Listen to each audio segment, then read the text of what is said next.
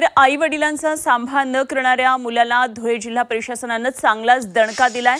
वृद्ध आई वडिलांची काळजी न घेता त्यांच्या कष्टाचं घर मुलानं बळकावलं होतं आणि या विरोधात नाशिक उपविभागीय अधिकाऱ्यांकडे तक्रार करण्यात आली होती। यावर सुनावणी झाल्यानंतर कायदेशीर कारवाई करत मुलांकडे असलेल्या घराचा ताबा प्रशासनाकडे दिलाय।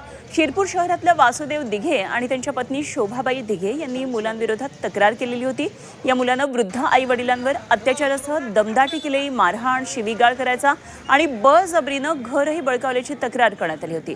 वासुदेव दिघेंनी सेवानिवृत्त झालेल्या पैशांनी बांधलेल्या 3 मजली घरावर या मुलानं ताबा घेतला होता। प्रशासनानं या पीडितांना न्याय देत त्यांना त्यांच्या घराचा ताबा आता मिळवून दिलाय।